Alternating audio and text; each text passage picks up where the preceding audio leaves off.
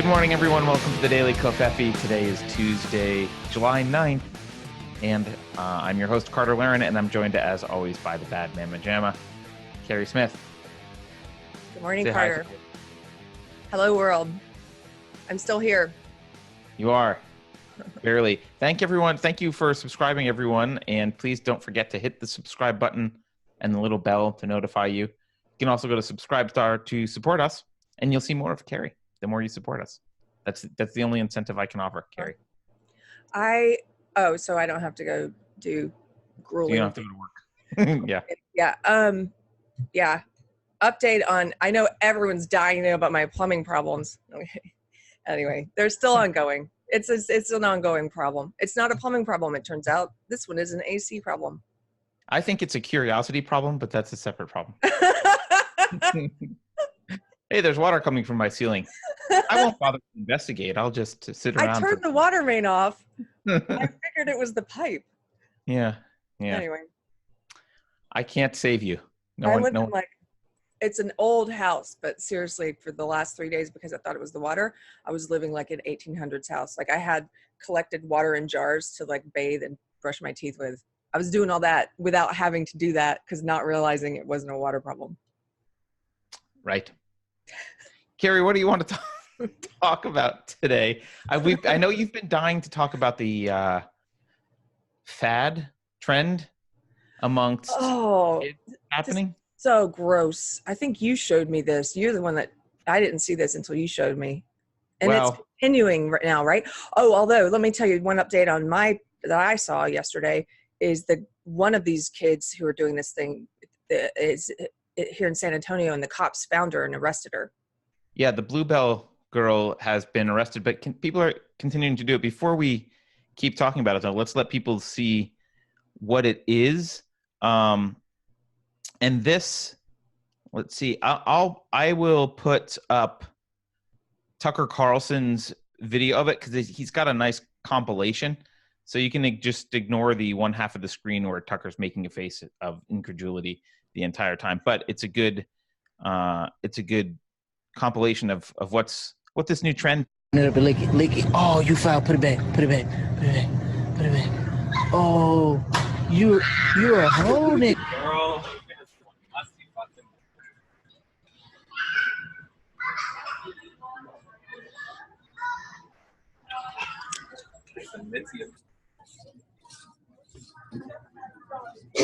Girl. Girl.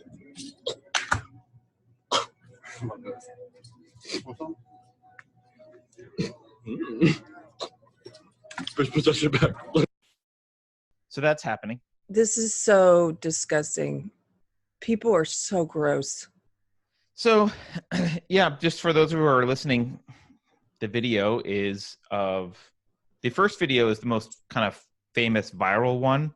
And that's of a girl in a supermarket who takes out a tub of ice cream from the freezer, pulls the top off, licks the tub, or licks the top of the ice cream, puts the lid back on, and puts it back in the freezer.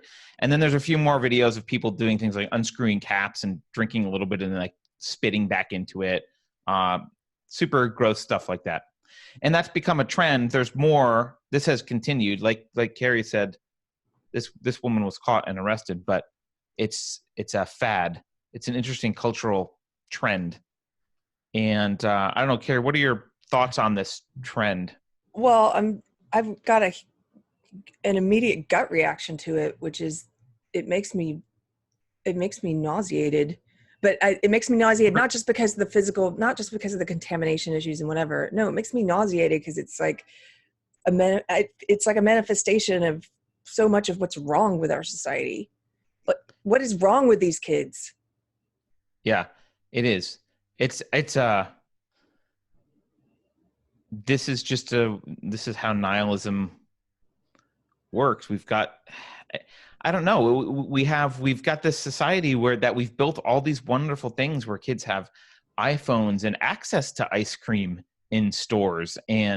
But we built this on a culture where it's relatively high trust because we all followed the same rules. And so we don't have to keep the ice cream under lock and key or have special things on it to make sure no one's tampered with it, because people don't do that You're expected to participate by following the rules in society and respecting your fellow people. And one of the ways to respect fellow patrons in the store is to obviously not contaminate this stuff. And there's this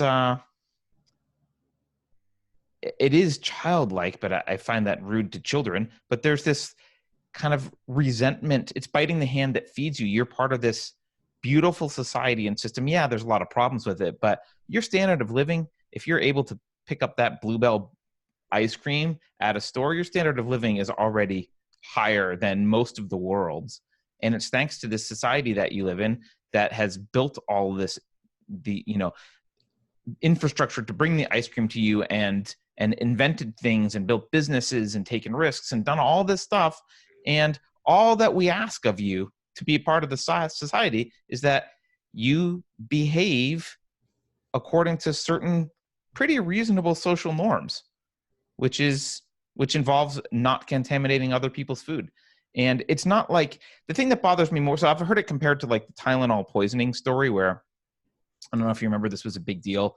I think it was in the 80s when someone was like putting cyanide in Tylenol. They were going to the stores and opening. It prompted, I think, a lot more the safety packaging and stuff. And it was a big deal. That was one person doing something deranged. And that, I almost feel like you can control for it a little bit, but there's always going to be, in any society, there's sometimes nut jobs who will go do crazy things. But that's not what this is. This is regular kids, a whole bunch of them, thinking it's funny to go do this. And obviously it's not cyanide in the ice cream, but there's two different elements here that are missing from the Tylenol nut job. Yes, you're right. It's a social thing.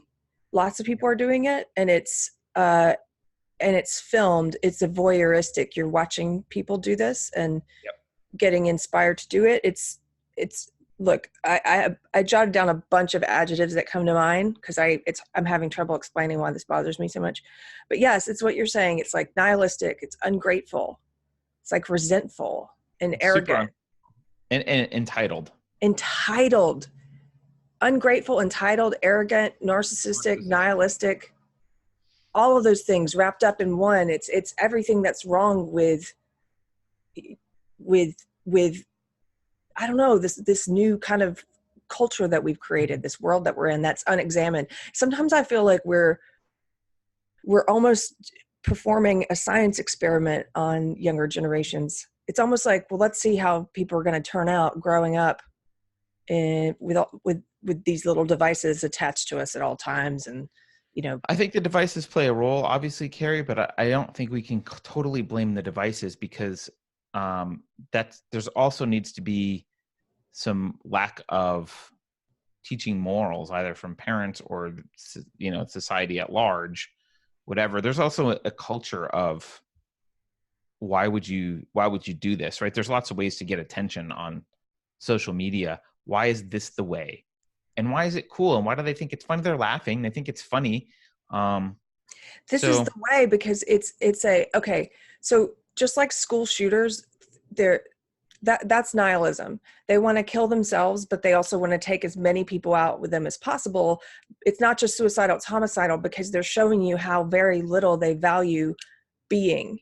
Now, Jordan Peterson has written about this some in his book, and I went down a rabbit hole years ago where I read and watched all the Columbine shooter stuff, like read all the diaries and everything. And I absolutely agree with what he wrote about it. It's this feeling that you resent being alive, but you also want to show everyone how little you value life. It's not just your own, that the whole concept of being alive is worthless. And there's some, I know this is a great jump. Just bear with me. That's homicide. Okay. But there's an element of that kind of nihilism. That's what I mean with nihilism. Nothing matters. I value myself so little that I'm willing to put myself on camera doing this, because I don't think this even matters.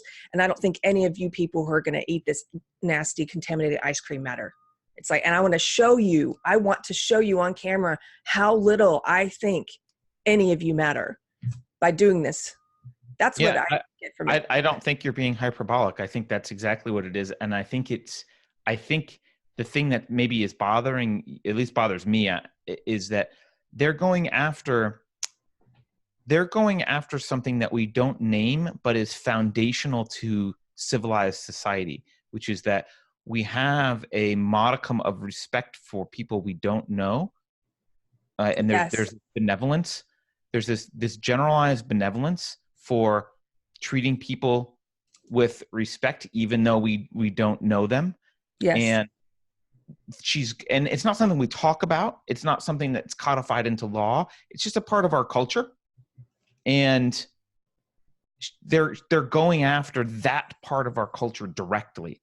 They're saying we don't have the fundamental respect for other individuals that is necessary to build a civilized society. Yes. We don't have any of those traits that we are untamable, right? We thumb our nose at you and the foundations of your society. And I know that's, like you said, it sounds hyperbolic, but that's what it is. It's a nod to that nihilism of really attacking the fundamental culture. Yeah, I absolutely agree with you. That's why so deeply I think I find it revolting, because it's not just here's someone who contaminated. It's not like the Tylenol thing, someone who contaminated something. It's more about what culturally this says, and about where culture is heading and where ideology is heading and where the younger, I don't know, it bothers me. I think you've done a good job of articulating that. There's another thing we want to talk about, which I didn't know, Keri, and this happened right in San Francisco over the weekend. I was doing other things and didn't notice this happened, but one of our Twitter followers, actually a guy that was one of our first followers that I've met, actually, nice guy, he let us know, hey, have you paid attention to this, or said you might be interested in this? This is, so your favorite, what's his name? Tashid, I forget his name. He's one of your favorite. I don't talk about him that much, but yeah, he's a professional SJW race baiter. Yep. He tweeted this out. He accused this guy of being racist, and he made a big deal about this. And let's watch this video. This happened in San Francisco just a few days ago. Friend on the call box and have them come down. You don't have to do that. You could just walk away. I'm going to call the police. Oh, yes. Call the police. Remember that, I remember this exactly happening when I used to live in my own condo, and then people used to call the police all the time. Sir, I'll hold the door here for you while that you is call okay. your friend. Nobody's asking you to hold the door. You can do whatever you want. But I'm recording you right now, and you're going to be the next person. Look at this. You don't need to threaten me. You just need I'm to not threatening you. You are. I'm not threatening you. I'm going to be the next person. What? You're just going to be the next person on TV. Just remember that. And you have your son with you. That's why I asked you if that's your son. It's better. I will delete this. Yeah, there's a trespasser in my building. Oh. Listen to your son. Daddy, go. It's the better. I agree with him, Daddy. Let's go. Please, I don't like it. I don't like He's it. standing in the lobby. Daddy, I don't like this. Let's go. He tailgated through the door as I left. He walked in. Daddy, let's I tailgated to the door. He appears to Appears to be African American. be African American. I don't know. He's wearing a 35, software engineer. Pink polo shirt and a Yankees cap. All good. All good. Daddy. Software engineer, brother. Dad. Yep. Pink polo shirt, and tennis shoes, jeans. Yeah. You have to be here for when they call me. He's filming me and refusing to leave. I'm saying I'm going to be the next person on TV. Yes, sir. You don't remember this? The girl that was like told My he's name's married. Wow. You know that's illegal now, right? 5'10", 47, 22. Yeah, that's illegal to call cops He on said he's African here for a Americans. friend. He said he's waiting for a friend, and I asked him Yes. to dial on the call box, and he said he would not. So I'd have no way to know if his friend is actually here. Yeah, so I'm here to just rob whatever. Mailbox? I'm just asking you for your friend's name. I don't give a fuck. I don't have to tell you shit. So that's only the first part of the video, Keri. Yeah, so the friend shows up, and then the little kid says, "Daddy, look, look what you got us into. I told you, Daddy." And it pretty much ends. There's nothing else really interesting. And the guy, sorry, I mispronounced his name. It's Tariq Nasheed is the guy who I was thinking of on Twitter, who posted this. And Tariq says, this is his, I'm going to read his tweet. Another anti-black racist in the Bay Area was filmed while he made a fraudulent 9/11 call on an innocent black man who was standing outside of a building waiting on his friend to come down. This anti-black racist's name is allegedly Christopher Cukor, and he works for YouTube. Well, and then that was picked up by other SJWs, and of course it went huge, and I saw it on a friend's page. People were encouraging, people were like, go do your thing, Twitter, dox this guy, blah, blah, blah. So for those of you who are listening, basically what you're seeing in the video, I think you can hear most of this. There's a guy with his kid. The guy looks like he's Caucasian, although he could just be light-skinned, something else, I don't know, or care. The guy's standing there. He's actually kind of holding the door open, so he was on his way out of the building, and he opened the door, walked out of the building, and then held it open because he held it open to have this conversation, because as he opened the door, this other guy came in the building. He was waiting outside. He didn't fob in. He didn't use a key. He just, as this guy was exiting, this other guy walked in while the door was open. So he stopped, and basically, we don't have the very beginning of the video, but he stopped and basically confronted this guy and said, hey, who are you here to see, whatever, trying to make sure that he's not just coming in. And obviously you heard the conversation back and forth between them, and the kid saying, no, Daddy, I agree with him. Can we just go? And the guy who was filming was the guy that was trying to get in the building. So he's filming from the perspective of he's a little bit more in the building than the guy making the phone call to the police. And so, and as Keri mentioned, then the part we didn't see, the guy's friend actually comes, and it turns out the guy was waiting for a friend, and it was all fine. But he nevertheless obviously posted this video online and tried to make this guy out to be a racist. So the thing about these videos is that we don't know anything about this guy's motivations. We don't know that this is anything to do about race unless he tells us it's about race, and there's nothing in the video that indicates it's about race. But race. What? I guarantee it's not about race. Well, I can't guarantee that because I don't know. But the point is, there's nothing in the video that would say that would give us an indication or a clue that it's about race. There's no racist term thrown out. There's nothing about race there. Right? Being said, the only thing is, it's become a trend now to record these things and to automatically assume in everyday life, if anything happens that you don't like and you're a person of color, then it's because of race. And the same thing with being a woman. It's become just common now to say, well, this thing happened, this person cut me off, at the gas station and jumped in before me, or whatever the thing is that happens. That's just a frustration of living in a society. We're going to brush up against people and come into conflict once in a while. To automatically make that jump and say, this is about my race or my sex or whatever other group I'm in.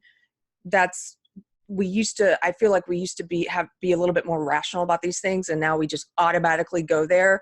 And if you look in the comments, this has been reposted several times on YouTube, and of course and on Twitter, you're going to see just tons of people automatically making that jump. We've just been conditioned to do that now, and calling this guy a racist with knowing nothing about him or his history. Did you see the article about? Yeah. So. His dad? The Nuance Bro did a really good video about this where he talks about all this stuff and he makes some really good points. So I think we should link to it below, just if you want to know the history and the backstory and also the facts. But I want to point out a few things. And Nuance Bro, I guess, grew up in San Francisco, so knows this as well. And he actually cited some statistics about this. First of all, when you were in an apartment like that, where there's shared common space, generally it's a rule that you make sure that people don't tailgate in. That's a general community rule for those buildings. When someone comes in and they didn't get buzzed in or they didn't use their key, you stop them and you say, whoa, whoa, whoa, are you here to see someone? Who are you here to see? Can you buzz them? Blah, blah, blah. That's normal behavior. In fact, that is responsible citizen behavior. That is kind, compassionate to your neighbor's behavior. That's the way that man acted, in the way he should act. He was doing the right thing. He was doing exactly what you want your neighbor to do. And as Nuance Bro pointed out, in the Bay Area especially, although I'm sure this happens everywhere, but in San Francisco, it's the #1 city for Googling the phrase Amazon package stolen. People steal shit from apartment buildings all the time. Oh, I was going to say, well, LA, in Los Angeles, in my condo, same thing. We had a buzz-in system, and we had a package thief who wasn't just hitting our building, but who it was they had video for it was 2 of them, but they were hitting just multiple buildings, and it was easy. They just buzz until somebody lets them in without asking who they are or whatever. Right. They get in and then they just come and steal packages. And right. So this is, not only is it a problem everywhere, it is particularly a problem in San Francisco. And this is the way that he is asked to behave generally in his building. That is the way that you're supposed to behave. You're nothing to do with race. You tailgate in, you get stopped.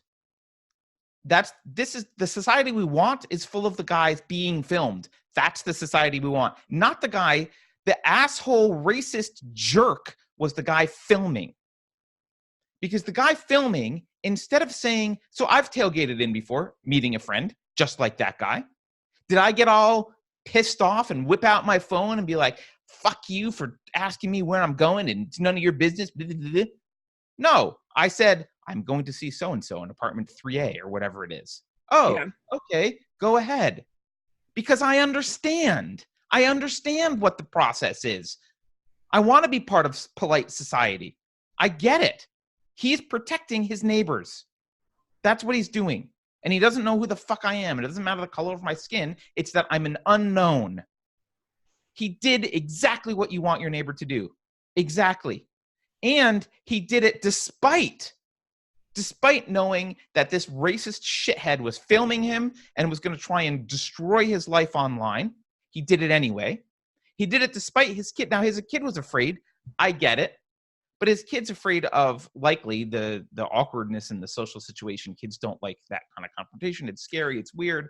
Like, who knows? The kid probably goes to school in San Francisco and he's been indoctrinated into social justice ideology. So he maybe even gets more viscerally than the dad does. That, scared. Whoa, you can't confront a black guy, Dad. What are you doing? This is I picked up on that too. I do. We might disagree on this. I do feel like the kid was breaking my heart. Like I would have probably done the same thing, but I don't know. I think he maybe should have weighed things a little more when the kid got uncomfortable, and the kid is now on camera. You're letting your kid be filmed. Like I might have been like, it's not worth it this time. This guy's acting like a douche.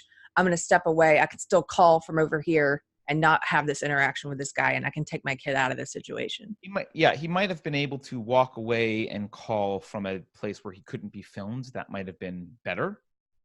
But that wouldn't be morally. I mean, I wouldn't make that moral judgment on him. It would have been tactically wiser. But, the other thing that the Nuance Bro video points out, Keri, and you alluded to it before. So this guy, the guy making the phone call, Chris, there's actually a backstory. His father was killed, bludgeoned to death, by a stranger who came onto his property, and his father called the police and they didn't get there in time. They didn't respond in time. And his father died of his injuries. And this happened, I don't know, what was it, 6 years ago or 7 years ago, something like that. And so that's this guy's backstory.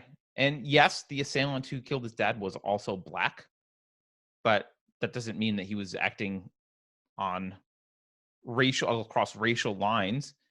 The point is, this guy knows that very well. Strangers can be dangerous. They can kill you.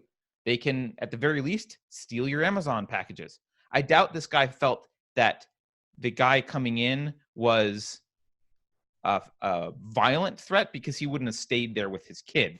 He probably just thought, well, it's my duty to make sure this isn't a package stealer. Maybe they had packages stolen recently. That, like I said, it happens all the time. So if you're one of the people virtue signaling about this and calling this guy racist, you're the racist. You're the problem with society. If you're the person sharing this, saying this guy's racist, you're the problem with society. This guy is how we should behave. And the guy filming him, the black guy, I partly I feel bad for him. I mean, he's a douche, but partly I feel bad because he has been taught that every interaction with a person of another race is about race.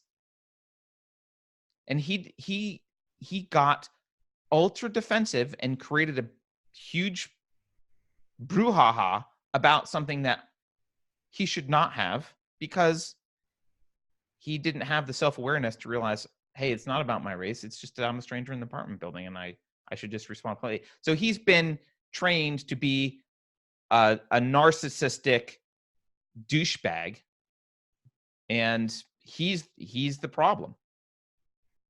I wouldn't go so far as to say the guy who called the cops is how we should behave. I mean, he has. Well, I know you just did. I'm saying I wouldn't say that. So that's me. Because, like I said, he came off kind of a prick too. Like he could have walked away with his kid. I wouldn't have put my kid on camera if I wouldn't have done that. So, but in terms of asking someone about like what building are you going up to before you hold the door or whatever, yes, sure, that is exactly what should be expected. I agree. I'm just saying. I know. I'm saying, but in the video, he did more than that too. So what would you do if the guy said, "I'm not telling you"? I don't know, but I'm just saying to you, I'm not looking at this guy's behavior in the video and saying this is how we should all behave. I know, and I'm asking you why not. Where did he go wrong? I told you, because I don't think he should have kept escalating it with the kid there being filmed. I think he should have taken his kid out of that situation sooner. Okay, but that's a minor. That's how he behaved properly towards the guy filming. He just didn't behave as a proper dad by protecting. Correct. Okay, that's fair. That's a nuance. Yeah. But as far as the guy getting in the building, this is what you should expect. You should have the cops called on you if you're going to say, "Screw you, I'm getting into the building and there's nothing you can do about it, and I'm not giving you any information to suggest that I'm anything other than someone with bad intentions." So. Also, this is just me, but sorry, I ate something. It seems like the guy filming he sounded drunk to me. I know there are some conditions you can have that make you talk and sound drunk when you're not drunk, but it's just an aside I can't possibly know. But if you see, not only do you see someone coming in and they're not telling you who they're going to see, but they seem a little off. Like the more I listen to that video, the more I'm like, he sounds like he's had a few. I mean, even just a couple. I don't know. But I said to you earlier, Keri, I think this is kind of related to the ice cream licking story, in that it's kind of the flip side of this, the other side of the coin. So we expect people to have general benevolence and respect for strangers and people they don't know in the store by not licking ice cream. The flip side is we expect people to look out for their community and do simple things like double check that someone is who they say they are, that they should be in the building. We expect that that's also living in a polite society. I don't want my neighbors letting in everyone who tailgates or whatever. I don't want that. That's not the building I want to live in. No one wants to live in a building like that, including probably the guy filming. So it's that I'm going to take something that a behavior that polite civilized society relies on, that's not codified in law. It's just cultural. And I'm going to attack that by calling you a racist for doing the thing that keeps society functioning. Interesting. Well, I think we should wrap this up. Yeah. Thank you guys for tuning in. Please hit subscribe if you haven't already and share. And we'll see you tomorrow.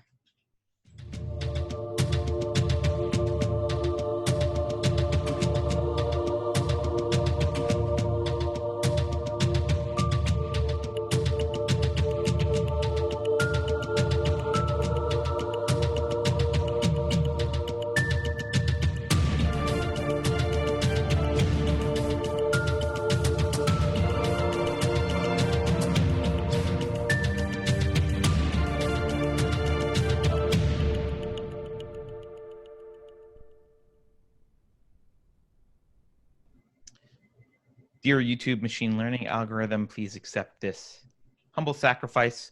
The next couple paragraphs from White Privilege Unpacking the Invisible Knapsack by the amazing, brilliant, in no way damaged trust fund baby bitch, Peggy McIntosh. For this reason, the word privilege now seems to me misleading. We usually think of privilege as being a favored state, whether earned or conferred by by birth or luck. Yes, some of the conditions I have described here work to systemically over-empower certain groups. Such privilege simply confers dominance because of one's race or sex.